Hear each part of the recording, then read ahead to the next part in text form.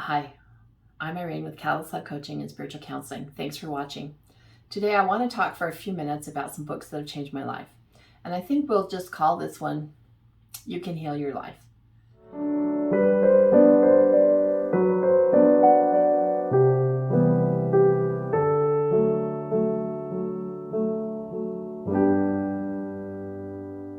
The first book I wanted to point out is called The Power of Your Subconscious Mind by Dr. Joseph Murphy. I found this book probably 40 years ago, and I'm not sure what, it was out of print for a really long time like an idiot. I loaned it out to somebody and it probably took me 20 years to get it back. But this book is amazing because it talks about our amazing subconscious mind, obviously, subconscious mind. Our subconscious mind is the part of us that sets about doing what it thinks we want it to do, like giving us the life we want. In our mind, we have things in our minds. For example, I'll use this example. You want a boat. You can see yourself with your family out on the lake, having a great time skiing, driving around, enjoying the wind in your face. You want this boat so badly. And then, so your subconscious mind, depending on how much you really want that boat, is going to set about giving you that. It's going to encourage you to take on additional projects at work so you can make it overtime, or it's going to give you an idea for a new business that you can start so that you can find the abundance you want. It does those things. It wants us, our subconscious mind wants us to have what we want. It wants us to have health and happiness and abundance. It wants us to have all of these things because that's what its job is. Our subconscious mind's job is to make it so, make things happen for us. And if you look at your life, the things that are appearing in your life is what your subconscious mind has made happen for you, has helped you to make happen based on what it thinks you want. So if you don't have a boat, for example, then chances are you may also have this idea that, well, a boat would be a lot of maintenance. I don't know if I really want to make a payment on a boat. Yeah, it would be so great to have those family times, but then we'd be restricted and only want to have times on the boat. So you see what I'm talking about? The conflict between those two things. Your subconscious mind doesn't know which to make happen. Do you want a boat or do you want to not want a boat? In the moment, it will generate, when you think, oh, I really want a boat, it will work on making that happen. Then if you quickly bounce to, well, I'm not really sure I want a boat because of all these other things, then it's going to be really confused. So what's showing up in your life is what you have told your subconscious mind you want. Look carefully at that and bear in mind that your life is a reflection of what you have told your subconscious mind that you want. The second book, I couldn't lay my hands on my copy of it. I've probably loaned it to somebody. And that book is called You Can Heal Your Life by Louise Hay. And Louise Hay was an amazing woman and a prolific writer. You've probably heard of her. And when I read her book, You Can Heal Your Life, I was blown away by the idea that we can change physically the things that are happening to us. We can have an impact on our life, our physical well-being. And this might be a little bit hard for some of you if this is the first you've heard of this, but the more you hear about it, the more you're going to get that it really is true. And her book talked about specific illnesses. She led into how important it is that what you believe matters, and that you can change, that you have the power over your physical body to heal yourself. And then she takes it a step farther, and she takes specific illnesses and gives you an affirmation. And through these affirmations, you can change the way you think. You can change how you look at the way you show up in the world, and you can change it. You can make those affirmations make you, give you a better way of looking at it. Be more positive, be more healthy, that kind of thing. So Louise Hay, another awesome book that you should read. And then there's another one by Carol Trueman, who wrote Feelings Buried Alive Never Die. Now her premise is that we could be suffering from unresolved, repressed, and suppressed negative feelings that we thought we'd taken care of. When emotions happen to us, when when I guess there's a difference between feelings and emotions. Emotions just show up, like they're a automatic kind of response. Something happens in our life, we're triggered with something, and an emotion is the automatic response to that. And then we, because we're human beings, we have, which is different from animals, we have the opportunity to take that emotion and do something with it. By and large, most of humanity just rolls with that feeling. They make that feeling turn into the emotion, an emotion that is pretty similar. Someone makes us mad, kind of thing. So road rage, for example. We're driving along, someone cuts us in front of us, and we're just like so mad because who do they think they are cutting us off like that, right? That's kind of, and but we're human. We have the ability to not go down that road to road rage. We have the ability to think, oh, maybe they had a good reason. Maybe I wasn't, maybe I could have noticed they were trying to get in sooner, something like that.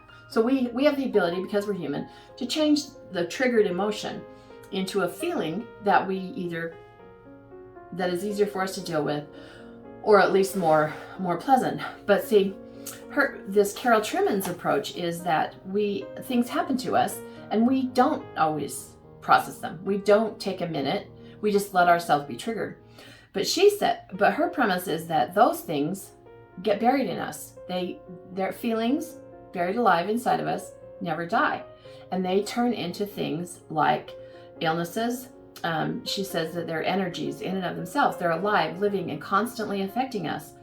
The buried feelings have a personality, and these feelings that have been buried alive will, of necessity, have to manifest themselves sooner or later. So usually they'll manifest themselves in a negative way. A response to something happens and you have a really blown out negative response. It's exhibited through disease, through relationships. It bears how your mental, emotional, and financial well-being are.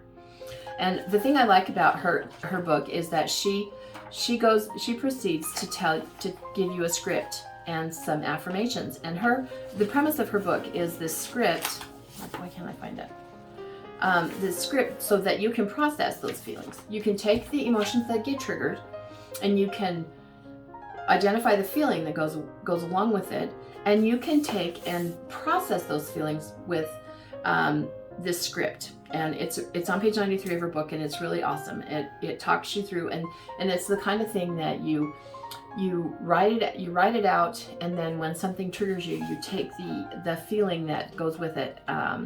Say something happens, and you take the feeling of maybe spite is what got triggered in you. You feel it. Someone at work did something to you, and you're just feeling really spiteful.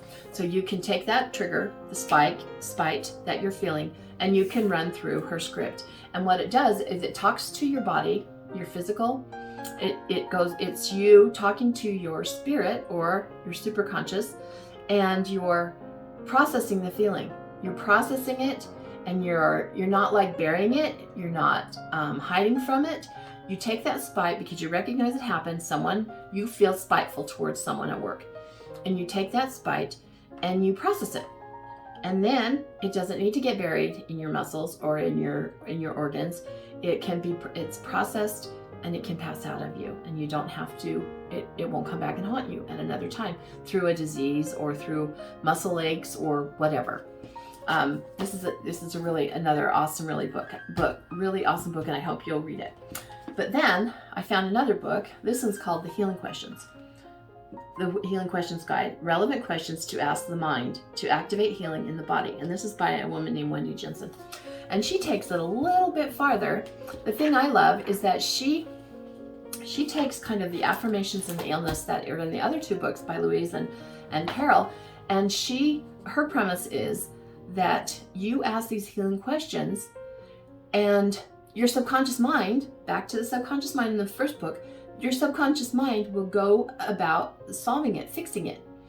I just love this premise so much because it makes a lot of sense to me. And maybe it's just because I've been living all of this for so long, but her book talks about, let's pick something like, let's take dandruff, for example. I know that's easy. So you recognize that you have dandruff. Simple thing. You could go buy a dandruff shampoo, do some treatments, things like that. But you might as well put your subconscious mind to work fixing it too. And you ask these healing questions, first of all. So what doubts do I have regarding the commitments I make or have made? What will it take to bring what I feel in my heart in alignment with what I feel in my head? And then she gives you affirmations. I am forgiving myself for the past and ready to make the necessary choices for the future. I trust myself to make the choices that will honor my true desires and intentions. So the premise of this book is that your subconscious mind, you put it to work. You recognize, like you stub your toe and you stub a specific toe. In the book, she lists all of the toes. There are healing questions for those. And then the important thing is that you recognize that your body is giving you information. Something hurts, or you've got a disease or something like that. And it's your body giving you a message that something is not, you haven't taken care of something emotional.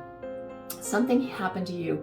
You were hurt, or you were angered, or anyway, it stayed in your body. It stayed inside of you, and it's making its way now known, because now it wants you to take care of it. It doesn't want you to keep holding on to that anymore, because your subconscious mind wants you to be healthy and happy and successful. And so it's making this thing come back to your attention. And I have to tell you, these books have changed my mind, my life. I now know when something hurts on my body. I go about investigating it. I look up what the healing questions are. I say the affirmations. And I don't know if you have had this experience, but like random things hurt, like one day your shin will hurt and the next day your knee will hurt. Or a week down the road, your shoulder's going to hurt. Those are messages from your body, not just because you're old. Unfortunately, I do have experience with that as well. But those are messages from your body. And you can, as Louise Hay said, you can heal your life. And feelings buried alive don't stay buried. Don't think that things that have happened to you, if you've had really bad traumas in your life, which most of us have had, they're not going to stay buried. They're going to come out. They're going to come out in relationship struggles and difficulties. If you can't keep a relationship going, there's a reason for that. If you have some kind of an illness in your body, I know not everybody's going to agree with this, but I encourage you, I challenge you to think about it. Think about it. Get one of these books, start reading about it, and see if there's not some truth in there for you. If it doesn't zing with you, then that's fine. No skin off my teeth. But if it zings with you, I know it has with me. And this has been, 40, like I say, 40 years in the making. But you don't have to take 40 years. You can listen to the messages of your body now. You can hear what it has for you. You can ask yourself the healing questions, and you can get answers. And I encourage you to do that. I challenge you to find out if there's something that you can do for yourself that will make the quality of your life better. Because your subconscious mind is here to do your bidding. And if it is doing your bidding, what's showing up in your life is evidence that it is doing your bidding. And either you're not clear on what you really want, or you want more than one thing, or you have exactly what you want. It's making it so for you. So get a little bit more clear, read some more books, find some clarity for yourself. And I challenge you to do that and to think about what I've said today. Again, thank you for watching. My name's Irene, Catalyst Life Coaching and Spiritual Counseling. Appreciate you tuning in. Thank you.